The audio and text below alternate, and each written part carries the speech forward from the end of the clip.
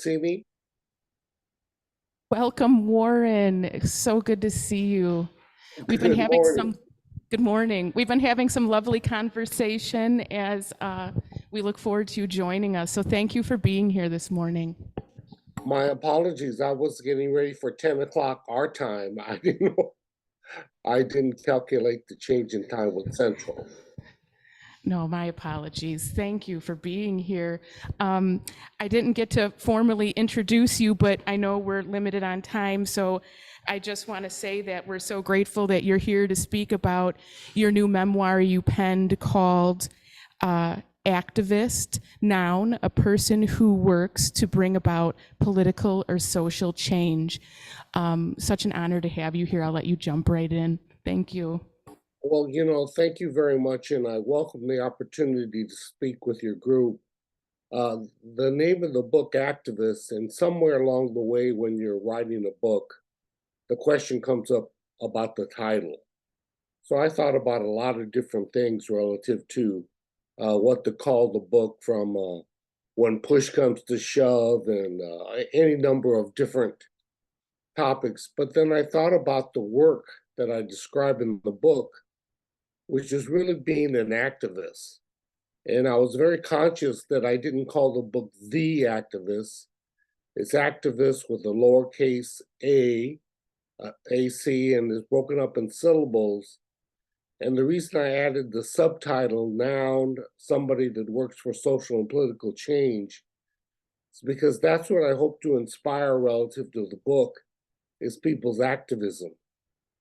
And the last time I saw my good friend June, when she was out here in Los Angeles, she had mentioned something about your center and some of the work you're doing. And the word that came up was intentional. People doing things with intentionality, that they do it with a sense of purpose. And to me, that's what activism is. Activism is that you act on what you want to change, act on what you want to do. And I'm not just talking about political, I'm talking about personal, individual. And it's a situation where I think truly, if all of us were activists and then therefore engaged in our lives and then our communities, our towns, our cities, our country, that activism would spawn the kind of effort we need to make the democracy that we live in more vibrant. So I know there's a lot of negative activism as well. I know it's not a pure thing by any means. It's actually just a means to an end. And at the end of my book, I talk about probably where I want to get to as a 75-year-old individual that's been doing this now for almost 60 years. I've spent my whole activism life talking about diversity, difference, the importance of difference, and to acknowledge it. But now I've gotten to a point where it seems like sometimes I feel that the tail is wagging the dog, and that the dog I envision is a dog with multiple tails. So everybody's worried about wagging the tail, but I've become reconcerned about the dog itself. So toward the end of the book, in the last chapter, I talk about sort of taking time out and re-engineering our view of what we're doing. And instead of starting from the difference, which is still important, how different we are and how important those differences are, maybe we need to stop and take a moment and re-examine what we have in common, what our common ground is. And I think if we do that, people will establish and realize that we have so much more in common that we do differences. And maybe that's where we build the foundation. Let's build it there.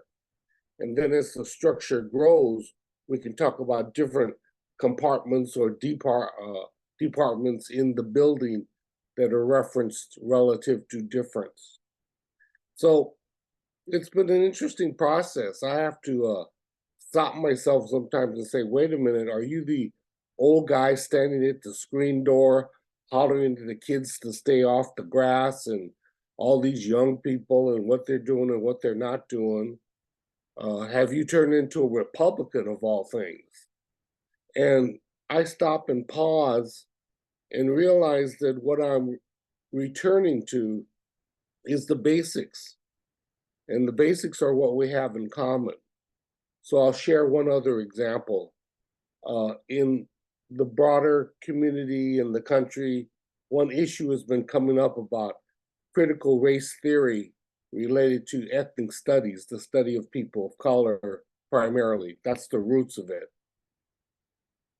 I think if we evolve the issue of ethnic studies, which I was a part of starting, at least in the California universities and colleges, and now we even have it in our K-12 system, that if we re-examine ethnic studies to be the study of all people, American history, not ethnic history or Black history or Latino history or Asian Pacific Islander history or LGBT, all the initial history, then we would find that all the struggles that people went through, every ethnic group, Italians, Irish, Jews, not that they were the same thing or of the same magnitude in terms of difficulty, but you would find out of there a common clear thread about how people not only survived, but thrived, how they overcame.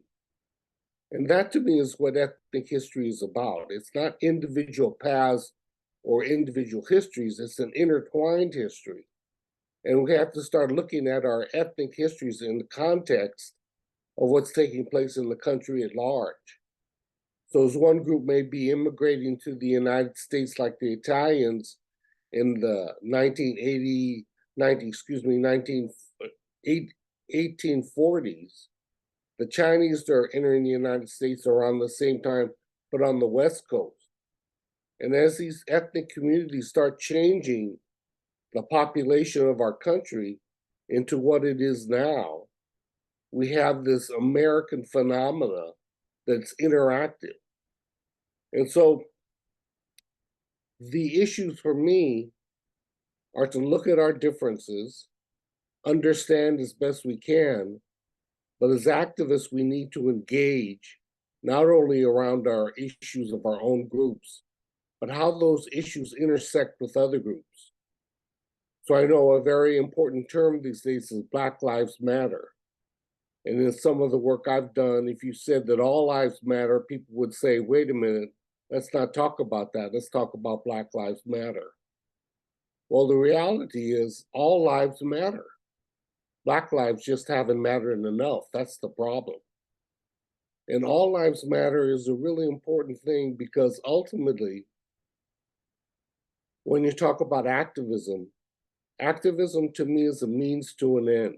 It's not an end in itself. It's an action that you do. It's what you participate in. It's what you initiate. To me, ultimately, at the end of the day, and this is maybe where the intersection comes with what you folks do, is you have to have a belief system. You have to believe in something. And I've chosen to believe in two things, both of them imperfect, but both of them being the best that I've found so far. And one is people. I believe in people. I believe in my 9-month-old grandson, who when you look into his eyes and he's smiling and jumping up and down, and every month and every week it seems like he's developing a new skill, whether it's crawling or standing up on his own. And he's just now in Florida at a wedding for an auntie, and he was in a pool, swimming pool, swimming around. He was in some device that kept him afloat, but he was just going. But you and I, if you look in your children or your grandchildren's eyes, there's a clarity, there's a purity there that has been untainted, and a joy that you see if they have a relative amount of decent parenting. But I also am a senior fellow at UCLA's Luskin School of Communities Affairs. It's a graduate school program. So I work with graduate students. And I run into all of these young people have really great hearts, really intelligent, strong minds, and a sense of purpose. They want to be activists. And then I look at what's available to them relative to technology and the tools that they literally carry in their pocket, as you and I do these days. It's amazing what people have access to. So as imperfect as it is, as much as we hear from the edges of society about their issues and their complaints, as much as the tail wags the dog, I think that people are the best thing we have going as a species. I mean, I happen to love dogs, but still, human beings are more important and seem to be able to be more capable of doing the things we want to do to have a better world. The other thing I believe in is democracy, and with a lowercase d, not a capital D. And democracy, with all its failings and the imperfect institutions we have in our country, as I look at the overall panorama of governmental systems, I can't and have not found a better one. And this is where maybe I start wondering if I'm a Republican or not, but I refuse to let the right or the Republicans claim democracy or our system of government or our Constitution. And based upon that, the systems that we have, as imperfect as they are, I have not found a better one, nor have I found the fact that it's perfect, so therefore more work needs to be done. But with an imperfect union and an imperfect species called the human race, I think we have a real chance to make this experiment in humanity continue on and move forward. And ultimately, I hope that's what people get out of my book. I talk about my background, my experiences, my family. Interestingly, it's been an opportunity, and I didn't use this as its purpose, but it's been an opportunity to thank people in my life, to thank my mother and father and acknowledge what they did in their life and their story, to thank my brothers to a certain degree, although my younger brother complains that I reference him in the front of the book as a crybaby. He helped me in my first book launch, and the first thing he said to the audience, and he's a musician, so he was going to play a song in my program. He said, "I'm not a crybaby. Let's make and set the record straight." But I was able to write an extensive chapter on a family that sort of took us under our wing when our mother was sick with tuberculosis one year, and we were living with our grandparents who only spoke Japanese in the country and were farmers, and we only spoke English, and we were city kids, three of us at that time. So I was able to do that, and also I have a chapter. And a friend of mine said, "You know, you have a real big mistake in one of the words you use, and the word is comadre." And they thought it meant, what was the word in Spanish for compadre? She thought the word should be compadre. But a comadre is an older sister type of individual in your life, someone that sort of grabs you by your cheek or your ear and smacks you upside the head when need be to get you more centered when you go off center and ping pong out into some craziness. And I was really blessed to have several comadres that were people that really impacted me politically and personally. So the book turned out to be an opportunity to thank a lot of people and to say a few things that I think need some resonance. And I'll just add with this, a couple of political parables, one of which is the acknowledgement that iceberg, when you talk about the tip of the iceberg, which seems to be the focal point, people ignore the fact that 10% of the iceberg is at the tip above the water, and the most dangerous part of an iceberg is a 90% that is below the surface that you can't easily see. And that's sometimes how we approach problems. So we're so concerned about the tip of the iceberg, we don't notice the bulk or the body of the iceberg, 90% of the issue and the problem, which lies beneath the surface. And the other parable is that you can give a person a fish and they can eat that day, or you can teach a person how to fish and they can eat the rest of their life. So I'm concerned about some of our responses to social issues relative to really being continuing a codependence on government and handouts and other people, rather than really building self-sufficiency and really building a sense of purpose among people to not only serve themselves, but to serve their community. And then I end the book with 10 ideas to think about. Nothing earth-shattering by any means, but just little things like the reason we have 2 ears and 1 mouth. Maybe we should listen twice as much as we talk. It seems like everybody's talking. Everybody's got an opinion, and nobody's listening to each other. And the other thing is that we need the village. We need the village to educate and bring up our children, and also to take care of the elderly. They have served their time. They have made their contributions to our world, and we can't let them be victims of COVID or the pandemic and unattended in nursing homes. So you need a village to make sure that the young and the old continue to grow and thrive. So just some ideas, and it was an opportunity during the pandemic to pull together the ideas and put together this book. So thank you for the opportunity for a time with sharing. Just one last small note. Earlier in the week, Lisa and I, Lisa's my wife, we went up to Lone Pine, California, which is the closest town to Manzanar, which was a concentration camp the Japanese were put in during World War II. But who invited me to come up there to speak was the American Jewish Committee. They had taken a field trip with about 50 of them to go up and visit the campsite to get a sense of the American experience relative to concentration camps. And obviously the comparison to what happened to the Jews is by no means on any equal level, but some of the reasons why people were put in camp are the same, whether it was the Nazi government or the United States government. So an opportunity to speak to the Zen Center in Chicago fits into the overall profile of what I'm trying to do, rather than just talk to the usual suspects and people that may know me. I'm really trying to reach out to other communities. So your invitation was really appreciated. And again, my apologies for being a little late. I just thought it was 10 o'clock my time, not your time. So let me end with that.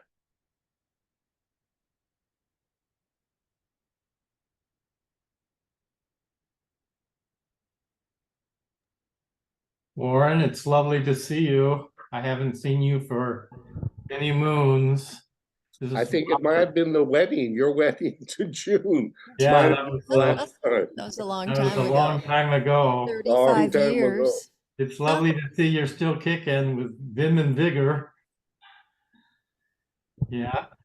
And what you say, I think, resonates a lot with me and probably a lot of other people at our Zen Center, this notion of how we other each other and separate ourselves constantly, that allows something like Manzanar to be created, or Auschwitz, the way that we other each other. So, and I know you, if we had time and you told people about the story, what you've done in your life, it would also be really interesting to hear how you worked in the Los Angeles school district and all the things that you did in your life. So it's just a joy to see you this morning, and thank you so much, even if you came late. Thank you so much for talking about your book and the work you spent your whole life doing.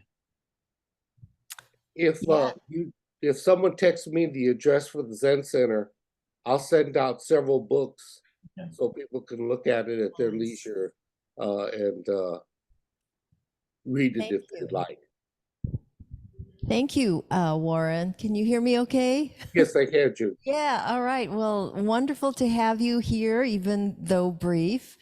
I wanted to tell people that your mother-in-law was also an activist. Your parents are from the Big Island. And so I met Warren because my father was friends with his mother-in-law in Los Angeles. And so I met his wife, Lisa, when my father said, we got to go meet, Aiko, I want you to meet her. And she was responsible, one of the main researchers at the Library of Congress, I guess, who found the document that said there was no military necessity to imprison the Japanese and Japanese Americans. So there's a beautiful museum in Little Tokyo, Los Angeles, the Japanese American National Museum, that is all about that period of time. So I really enjoyed your book, and I know you were part of the Japanese American Citizen League, and I know Joy is here. Hi, Joy. Are you here? She has to unmute if she's still here. Anyway, she remembers you from those days. And your work just starting, the Asian American movement, I think, because I noticed a difference being from Hawaii, where the Asians are in the majority, slight majority there. What a difference it is living there and then coming here, which is a whole different experience. Yeah, and for the rest of you there, it was a really good intersection as June met my mother-in-law, Aiko, because then June became a part of our first campaign when I ran for the Los Angeles School Board, and was a tremendous help to the whole campaign. And we wondered, who is this young woman that sort of came out of nowhere? And she proved herself over and over in terms of just abilities and a sense of purpose. So I greatly appreciate June. But running for the school board was sort of a pivot for me, where I'd become very involved in politics and what people would probably describe radical politics. And at that time in the world, the most active groups were in liberation struggles in Africa, Latin America, Asia, and the Mideast. And all of them were led by Marxists, people that believed in the Marxist theory. So all of us leftists in the United States started reading more about Marxism. And we did it sincerely about wanting to make social and political change. And then there was those situations where we went so far to the left that we came around on the right, trying to be socialists and Marxists. And then we turned into fascists because we had these purity tests, and you had to think one way and everything was to be uniform, and all of the negative stereotypes of socialism rather than the positive things that it has in terms of a system became what people used as a way of deciding who was going to be the vanguard of the movement. And it basically imploded. And out of those ashes, I had to try to figure out how to re-engage in activism. And my oldest son was starting kindergarten. So Lisa and I were trying to figure out how to be involved in this school. And then just by chance, I found out that no Asian had ever been elected to the Los Angeles School Board. And stereotypically, if there's any one area that people know Asians are involved in, that's education. So I said, what the hell, I'm going to run for the school board then, because I want the best education for my son. And while I'm at it, why not have the best education for everybody's children? So along with Jesse Jackson running for president, and I was working at UCLA at the time, and we were running Students of Color for Student Body offices, because we wanted to sit at the table where the decisions were made, rather than just be on the outside banging on the door with our protest signs. So it was a very pivotal time for me to change, and I got a lot of criticism for it, and people were telling me you're selling out and you're becoming part of the system, et cetera, et cetera. So it was a very pivotal time for me.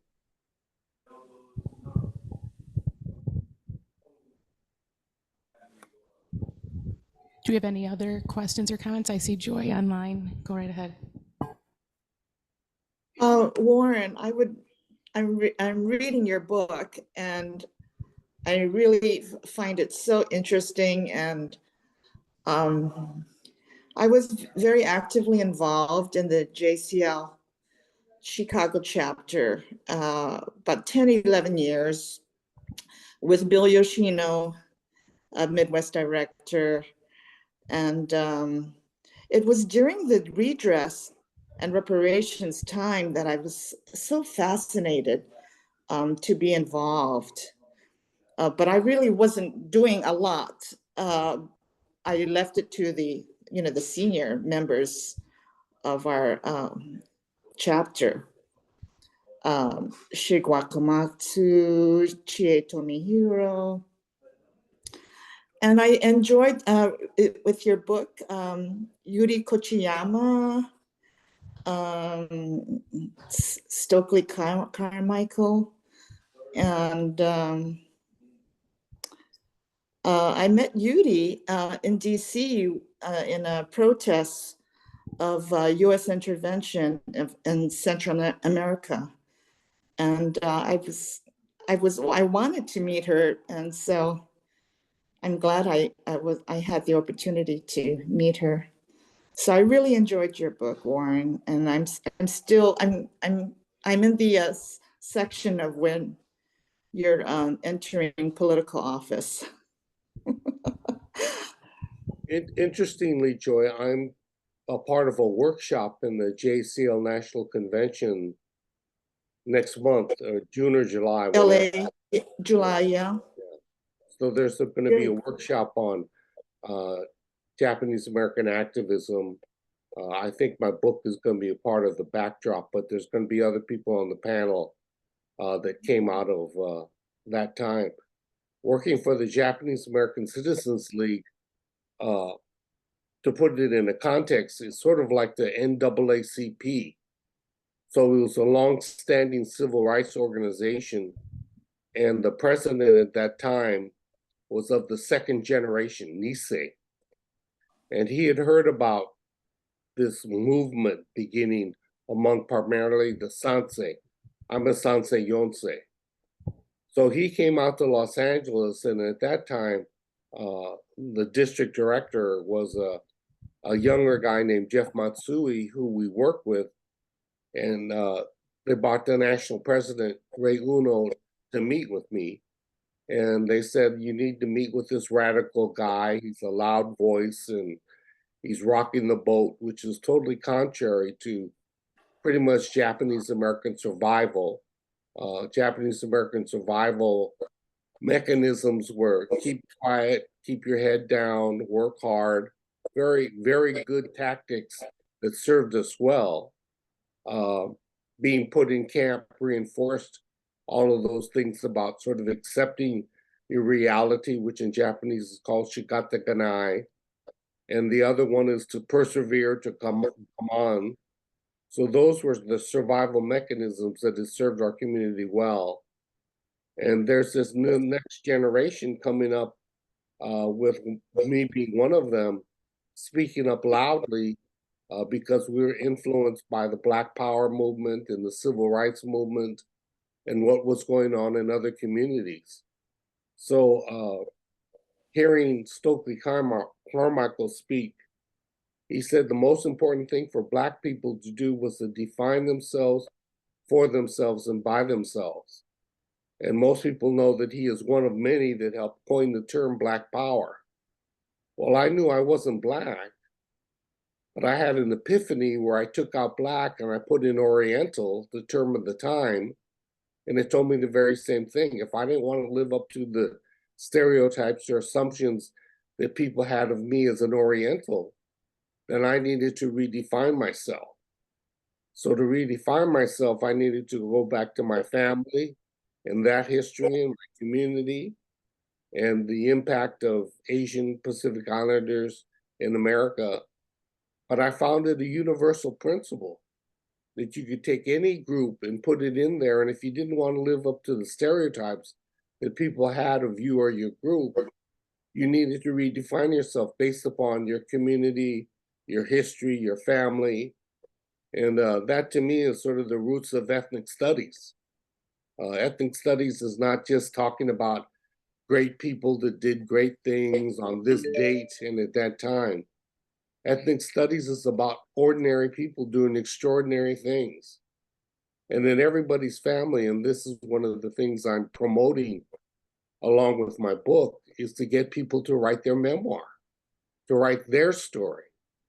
And everybody, if you go into your own family and you peel away the onion just a little bit, you find some crazy ass stories that people did to get to this country, to be in this country, and that crazy uncle or auntie that just sort of veered off the course relative to where the family seemed to be going. Really some amazing things. Some of them maybe even a little dark, but that's the human species. There's light and there's dark, and you have to know both.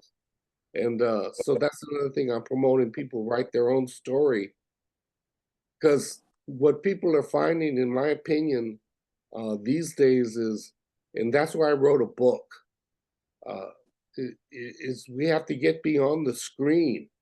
Even a book, you at least have to engage by turning the pages, and I'm eventually going to make an ebook so we can do it on Kindle. But holding a book in your hand, I don't know if young people know what that feeling is. To turn the page of a book and excitedly turn the page because you want to get to the next line from the one page to another, because the story excites you, the story moves you. So books are really important, and that's another issue that's going on. People are banning books. They're afraid of books.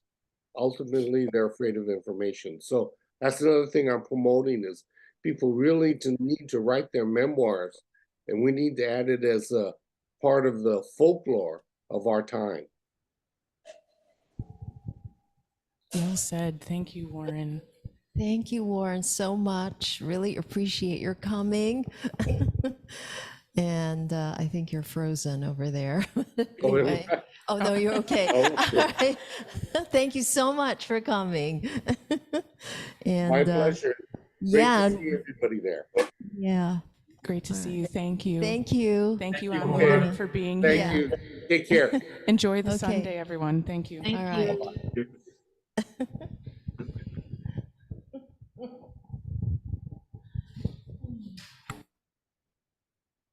Come on down.